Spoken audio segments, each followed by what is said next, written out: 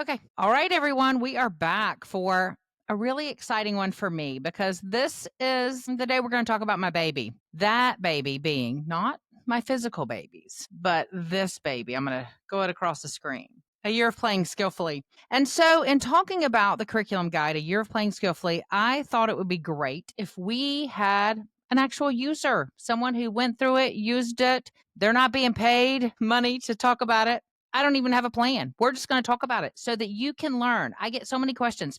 Tell me more. How do you use it? What's it about? So, Keri Vasek, one of my darlings, is here to help us talk through it. Welcome, Keri. Hi, I'm glad to be here again. I'm so glad you're here again. And I love talking about a year of playing skillfully. It's like so close to my heart and such a Mm, big part of my kids' little beauties years. I love that. I love that. Listen. We've told the story many times at this point, so people are going to get tired of it. But you and I met at a conference, and if you're listening and you've Yeah, sure never did. been to a homeschool conference, hey, I'm going to encourage you to go.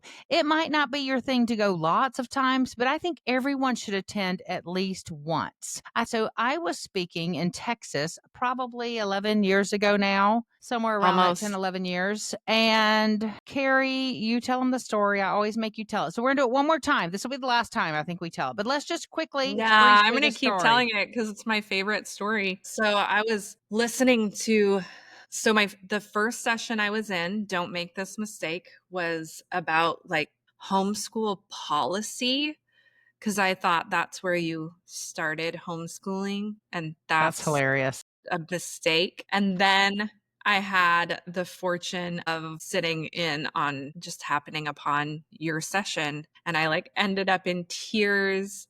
I mean, you were just two little ones at that point in time, pregnant with my third, I think. And you were talking about like what you remember from childhood and um saying yes and sensory experiences and learning through our senses. And I was like, oh, this feels good in my body.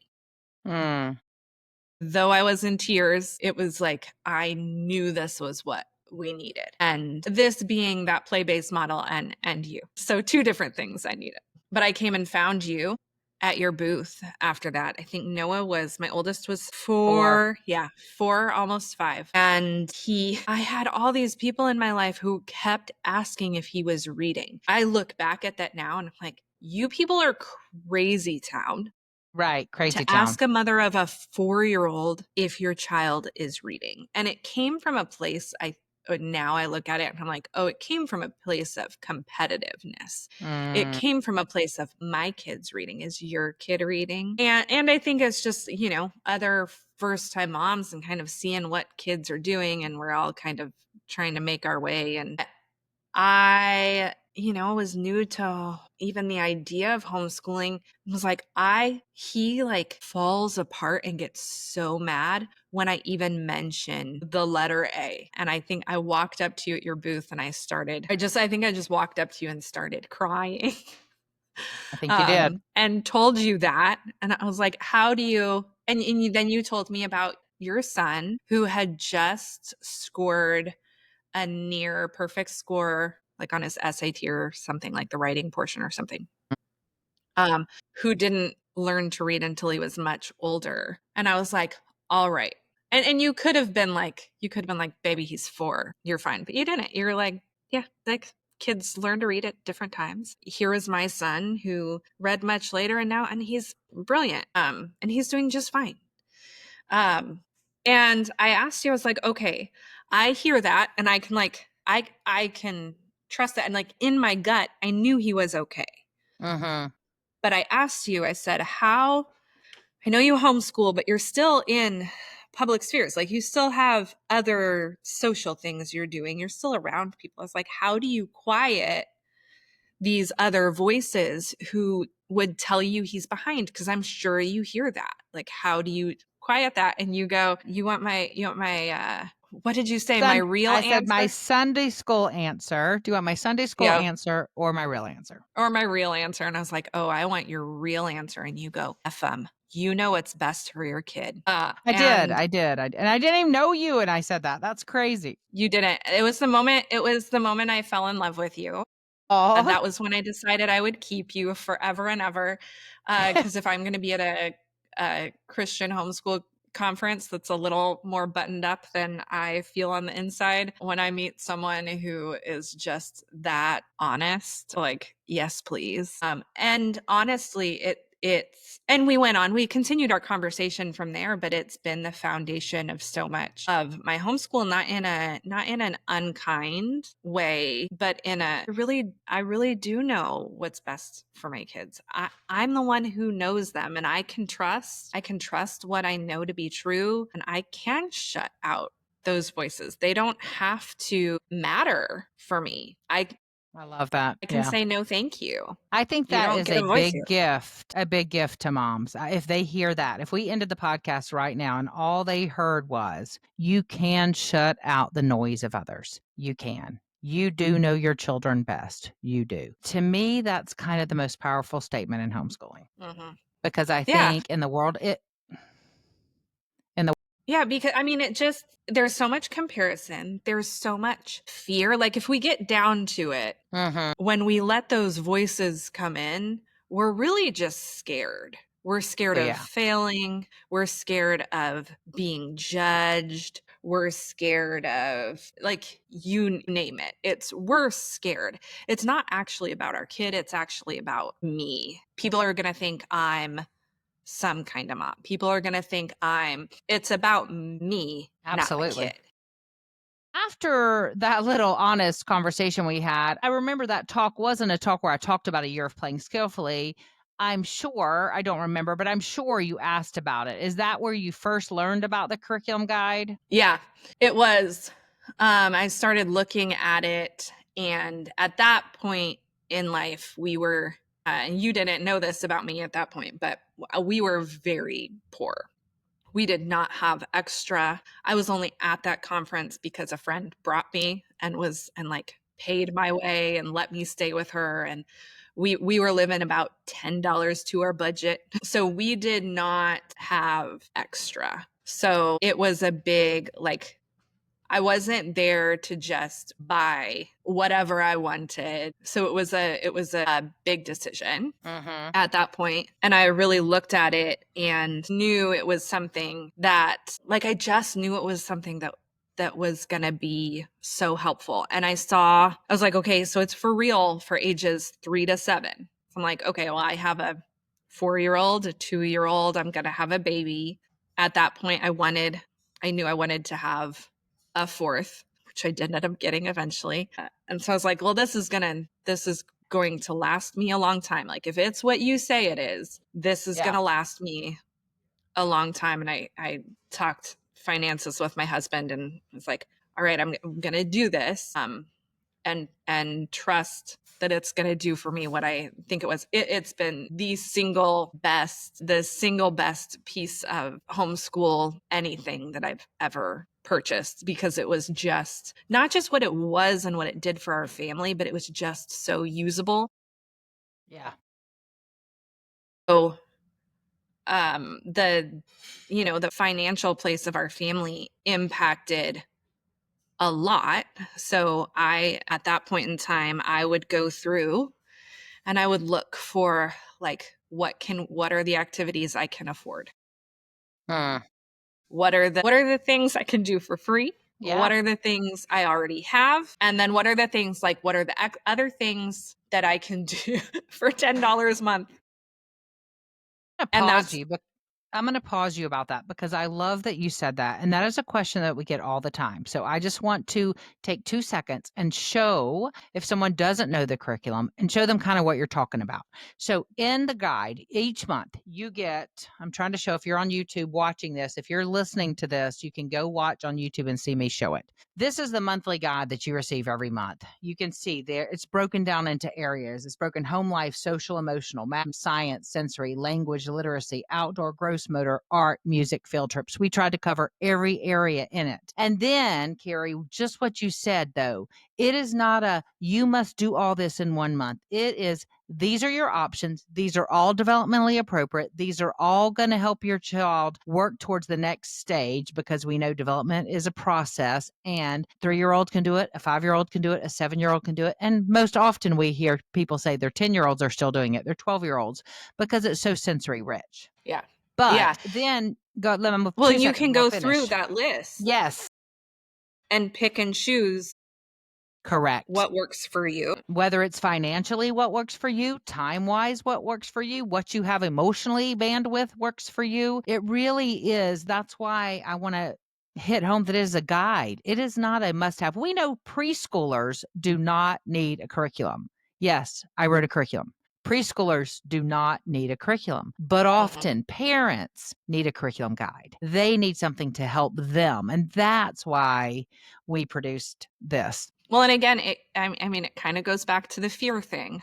Like, is my child getting what they need for the next thing? And this was what I needed to help me feel okay about that. That taught me that play is learning. Yes. It taught me, I think it's so easy to miss that while our children are playing, they are learning. I was just at the pool the other day and started talking to this mom whose son was a later reader and he was real reluctant. I mean, a later reader, he's 7. But in our culture, that's a later reader. Correct. And I was explaining to her, I was like, we forget in our culture and we fail to see what they are learning and what's happening in their brains and what's happening in their bodies as they are playing. So we see play, we see open-ended play. And somehow at some point in time, play became synonymous with wasted time, or it became synonymous with uselessness or frivolousness, or like that it's not work. You're not working. You're Correct. not learning. As Mr. Rogers would say, adults think of it as the opposite of work. Play is the opposite of work. But for children, play is the work. It is Play the work. is the work. And then this little boy, so I'm at the pool and this little boy has Legos and he's building something and he takes it to the pool. I said, "Oh, are you going to see if that's going to float?" And he goes, "Yep." And he puts it in the pool. His parents were sitting there going, "Oh, it's not going to float. It's not going to float." And I was like, "Well, let's just see." And it floated. He goes, "Mom, it's floating." His mom, she did such a good job. She went over there and looked at it and marveled in it with him. And she came back and I was like, he just played with buoyancy. You just did science with your kid. He just experienced buoyancy. Yes. He learned about buoyancy. He doesn't have that word yet. Right. He doesn't know why yet, but he just experienced it. And he has a whole lifetime to learn all the technical pieces. But he just built a foundation Correct. for his brain for learning the technical piece later when his brain is ready for that. But right now, it just became real. Let's unpack that even more. Look about it. So you first gave him the concrete concept of buoyancy, right? Well, then you have the opportunity to add the language on top of that. And you now have built a vocabulary situation by teaching the word buoyancy. And then because on it top means of that, something to that. correct. It's a linking. You link it right back to what just happened. And then he starts floating. And then you learn about, you just build and build and build. But without that opportunity for him to discover it himself, and because he discovered it for himself, automatically the interest will go up tenfold, 100-fold, because it was not vomited information onto him. It was something that he had the wonder to discover him for himself. And that is what makes it so beautiful to watch as a mom, whether you homeschool or not. But when your kids discover information because you have allowed them, had the mom said, "No, Legos don't go in the pool," missed opportunity. Right. So I love that. Great example. Yeah. Well, and that's what this curriculum, that's what a year of playing skillfully taught me, was to see my children as learners. Yes. So there was definitely the practical piece to it. that it got me through, it helped me slog through some very hard years and a lot of Mm, postpartum depression when I did mm. not have the mental capacity to come up with things on my own. But the other thing is I'm like, I look at it now, I'm like, you have expertise in child development and have already sat down and said, here are things that contribute to building this part of the social emotional part. Here are things that contribute to uh, teaching, like building a foundation for math and for language. And I don't have to make sure I'm doing those things. Now, Correct. I've been using it for 10 years now. So it has, after the first few years of actually using the curriculum, it now sits on my shelf because it's just become so second nature I that love that. it's just what we do. It's just how we do life. These are things we do very naturally, or we adapt them in different ways. But it really changed. I can't imagine what our homeschool would look like had I not started off with A Year Playing Skillfully. It just um, changed the way I educate, but it changed the way I see my kids. They are learners. That is what they do. That is what they will do. And I can invite them into opportunities to learn, but they're gonna learn on their like own. You don't. Well, and in the world over the 10 years since we first wrote, we've just released a second edition, and there are some changes from the one that we wrote originally. We have more detailed instructions. We have more variety of books. I changed up some of the art processes. I wanted just to go through with a fine-tooth comb and make sure everything was developmentally appropriate. Everything was open-ended. And so what I want to say is I hear and I love it. People are learning about play. Play is definitely more popular than 10 years ago. It's now kind of it's something we're excited about, right? And then people will say, well, if you help children at all with play, then is it really play? So I think I want to explain a little bit how you use something that is planned, but it still is play. Can you explain how you learned that? What your role was in an activity? Like if you did an art process, how it's still play, but yet it is planned?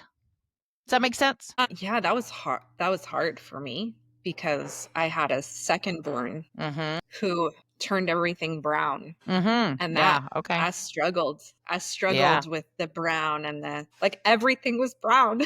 it Everything was. was a big I'm sure blob. every toddler, unless you buy good The BioColor paint from Discount School Supply. Let me give a commercial for that paint right now because that paint doesn't mix as well. I mean, it stays true to its color, the BioColor, so it's perfect for a toddler because it doesn't turn brown quite as easy. It mixes a little, but it's so much better than just a regular well, tempera paint. But anyway, yes, I I had a toddler at my house this week that was when I painting, had and it was brown. the firstborn who wanted to know how to do it and then would do it Mhm. exactly that way.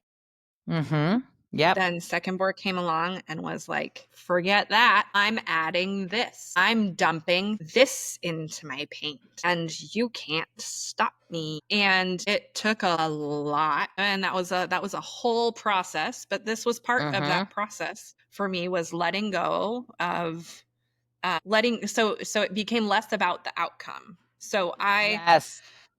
I would just start, I would prepare myself as I was setting things out, and I would just view it as like as an invitation. So, I'd set things out and I would like try to prepare myself for, this may not go well. It might Mhm. go well as what I have planned out in my head. Mhm.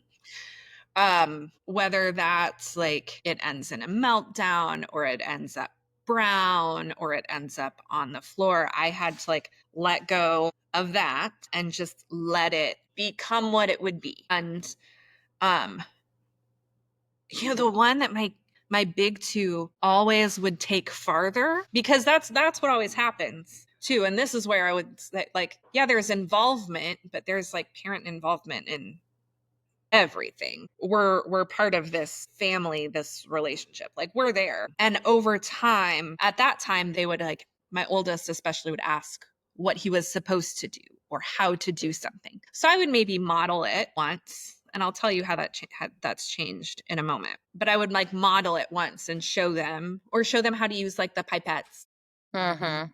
show them how to use it and what would happen. And then I would really let them take it. And then it would grow. Then it would just like Yes. evolve. So the one that they would always do is the salt on the mirrors. Yes. Yeah.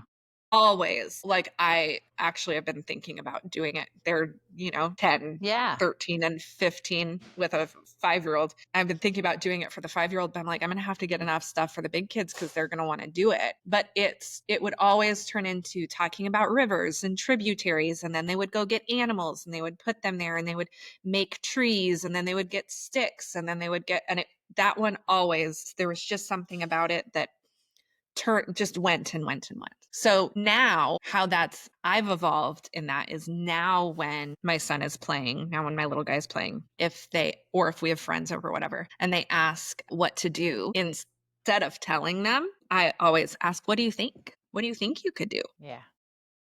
Yes. And give them the opportunity to experiment, to come up with an idea.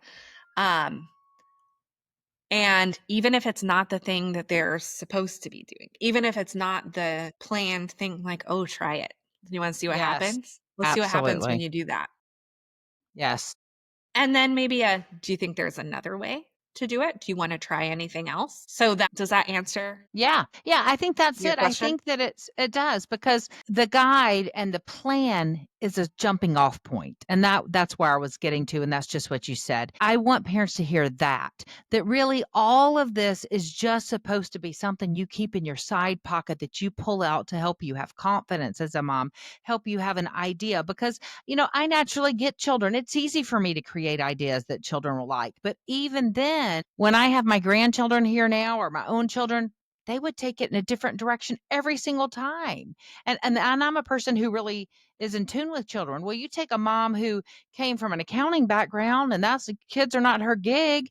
And we're like, okay, now you're going to homeschool your 3-year-old. I mean, that's like telling somebody just teach them French without ever having a French lesson. And so it's a support, it's a helper. It's not a you must follow this to a T. In fact, I hope you never follow it to a T. I hope that you Oh, yeah. always have the freedom to do just what you said. Use the activities and ideas as an invitation to invite your kids in and then give them permission to change it, to adjust it, to add to it, to take away from it. That's where the real learning takes place, the real magic. You just said magic because I was just going to say magic. Magic. That's it. It adds the magic to learning. Mhm.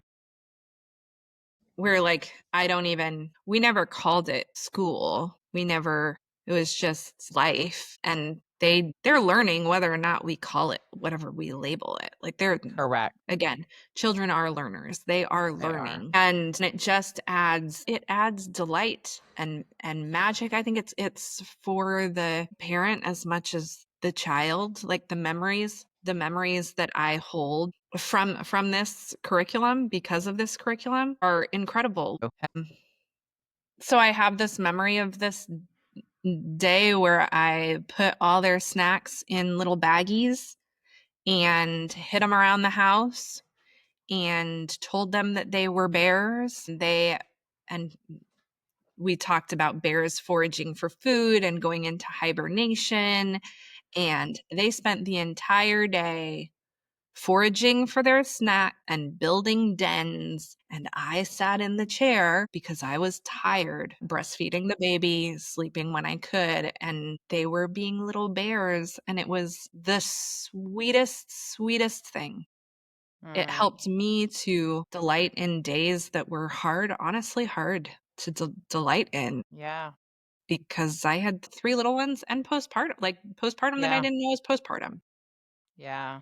Yeah, and again, like the way that I see how it's changed my entire perspective is worth more than I could ever begin to say. I love that. What would you tell a mom that, she doesn't know? Maybe she's never even heard of this curriculum. I have been honest, I took a break from working for almost 5 years when my son died. So I was speaking at, 20 conferences a year to zero and didn't get out there. So a lot of people they've never heard of this, even though we've been around for a while. This new edition. What would you say to someone who's never heard of a year of playing skillfully? They're looking at everything out there that's available. What would make this different for you, or what did make it different than what you saw out? I think what is so different about it is that it is created to work for whoever and however you are. So if you are a type A mom who loves to have a plan and know what you're doing every day and work through a checklist, it will work for you. If you are like me and you are a type B mom who did not know you had ADHD until you were an adult, and like you thrive on spontaneity or new thing, like it works for you too. I would be like, well, I have energy to do something today. I'm going to open this up and pick something to do. So it works for whoever and however you are as a parent. And Kathy, you and I have another podcast where I say, like, you matter too as the mom. And this is Yes. what I mean. Like, this works for whatever your personality and strength is. And that was I very will also intentional. Yeah, because when we planned it, I'll let you finish. When we planned it, we had been homeschooling for a long time. Plus, we, have lots of kids. I have a bazillion kids. And I knew that those curriculums that say on Monday, you do these things, and on Tuesday, you do these things. And it was not long before I realized on Tuesday, somebody was throwing up. So we had to skip Tuesday. And then, so what do you do on Wednesday? Do you go back and do Tuesday? But what if you miss Tuesday? And that was the most important day of the year. They're going to be behind because I missed Tuesday. And so we wanted to get rid of some of that guilt, that shame of saying it has to be done on this day in this order. Developmental means your children will do with it what they're ready for, and then they will kind of grow with it and through it. That's what this gives them the opportunity to kind of, it meets them where they are, but it also challenges to move ahead. That's why, again, your 5-year-old can do it and your 3-year-old can do it, because it's going to look differently, and your 3-year-old can do it again at 4 and at 5. It'll be a new activity because their brain is new. It's grown and there's more to it. So anyway, all of that, the way that we planned it, is very intentional. So I'm glad that that's what you would recommend, because that makes me happy, because that's what we yeah. wanted it to do. Yeah. Yeah. And it also, I mean, not just for the parents and how we are different, because that is exactly what I was running into is I'm like, I can't, Mm-hmm. I'm supposed to do this every day. Like Yeah. I'm just cleaning up smoothies that have been thrown on the Right. floor all day. Like when shall I have them paint in this smoothie on the floor? I don't, Yes. yes, let's be real. Yes. But it also works for whoever the child is. Like that's the amazing thing about open-ended play is that just like you said, they will make of it. They make of it and what they're ready for. And they in this wild way that makes no sense to me, they push themselves and they do new things. Like my oldest was um, an older reader and writer. And I think he was maybe like 7-ish. And we were doing Flower Shop, which is one of my favorites. Yes. We were doing Flower Shop and they were playing Flower Shop. And then, no, it was Post Office. I don't know. It's one of those. We love both. Yeah.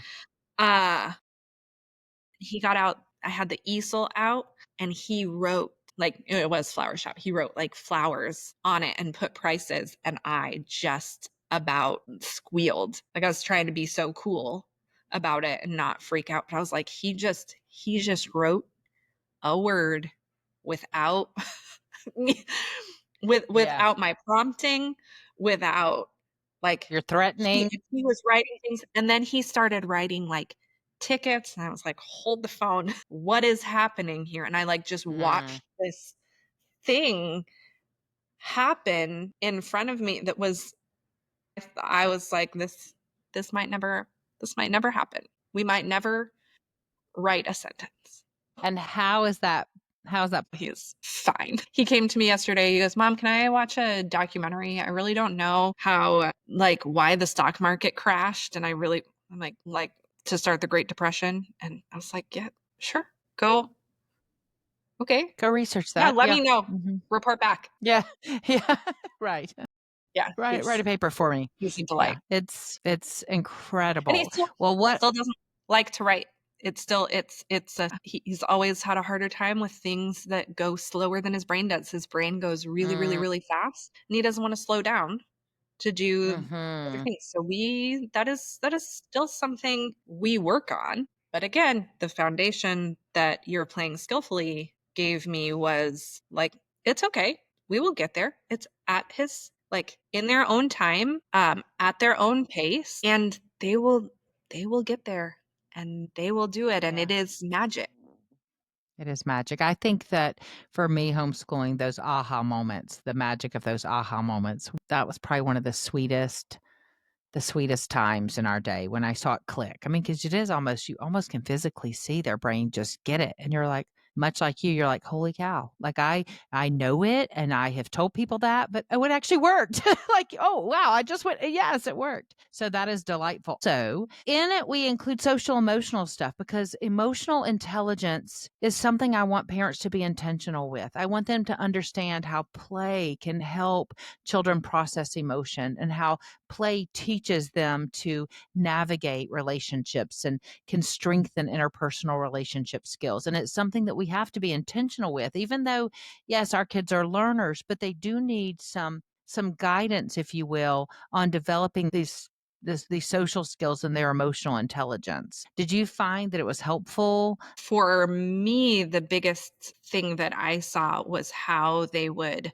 play out difficult and scary things and giving the opportunity for them to do that. Yes.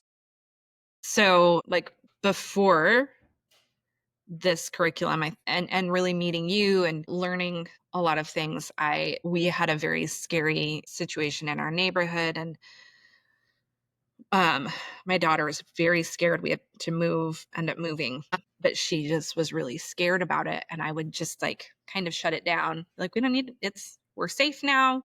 Mhm. We're in a safe place because I just didn't want her to be scared.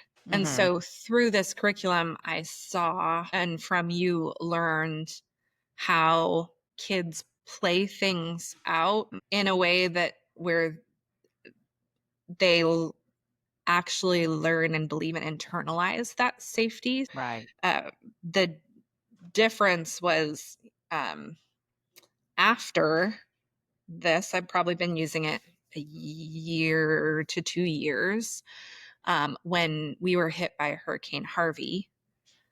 Um, and we had tons of kids over here for a morning in the mud event where all the kids would play in the mud and but this one specifically we had the kids here and parents could go and help their friends muck out houses and clean up etc and all these little kids were playing in the mud and they were playing flood so they were reenacting Yes. the hurricane and they were reenacting the Mm. flooding and they were reenacting things that they saw and things that they heard. By that point, I'd learned how important that was and that allowing that play. And again, offering the invitation. So giving the space for them to do that. Yes. And playing flood is not a clean situation. It's a good thing you had a backyard full of mud. Full of mud. I still do, yeah. But it still has not recovered. I bet not. But giving them that space and just, just listening, not even hands off, letting them play, I'd learned at that point to how important allowing that play is. And I think, we're at a very uncertain time right now with a lot going on in the world and kids hear that and they internalize it and it's such an important piece of open-ended play is we will hear those parts of life pop up. That was the biggest, I think the biggest payoff with the social emotional piece I love that. Yeah. was when we would offer open-ended play and they would create those situations and relive scary things and move through it in a really natural Yes. way. And what that requires, it does require a couple things from the parents. It requires space to do that, like physically allowing them to interact with dolls or Legos, or if it's outside with the flood, and giving them permission and time. It takes time for kids to work through that. I remember when 9/11 happened, John Michael was maybe 4 or 5, and I remember, I set out some paper and some pencils, and because it's not like we were talking about it with other adults, but the TV was on, right? Everybody was glued to their TV with 9/11, watching the towers fall over and over and over. And I remember, and I had set out some paper and some crayons and just had them out there. And I looked over and he had drawn 2 towers and he had drawn little bodies falling out of the buildings. And it was heartbreaking to realize that he was processing that at such a young age. And yet I was so thankful that he had an outlet, even just drawing the paper. You need to give kids space and time and permission to feel how they feel. We've got to be intentional with that area. Is there anything else? We're wrapping up. What else would you say? Is there anything if someone's on the fence, they don't know, they're like, I don't know, it's kind of expensive. Can I just go on Pinterest and pick out some activities? This is all this really is. What would you say to that person? I mean, sure, I guess. If you have the time and mental capacity to put something together like this, then go to town. I don't know any parents in my circle who have that much time to put together something as well-rounded as this. It literally has lasted me longer than you even say it will. Was our the foundation for each of our kids for 4 to 5 years for each kid. And again, it just changed the way that we exist as a family, that we do education, that I honor my kids' learning. It it brought so much joy into our home. I mean, it is the number one resource I recommend to. And again, I don't get paid. I don't work for you. I don't make You don't. commission. You It don't. is the number one thing. If someone approaches me and they're like, I think I'm gonna homeschool, I'm like, get your hands on this as soon as possible. I Or love that. even if you're sending your kids to school and you want Yes. things for like after school or summertime or weekends, like it's just so usable. That's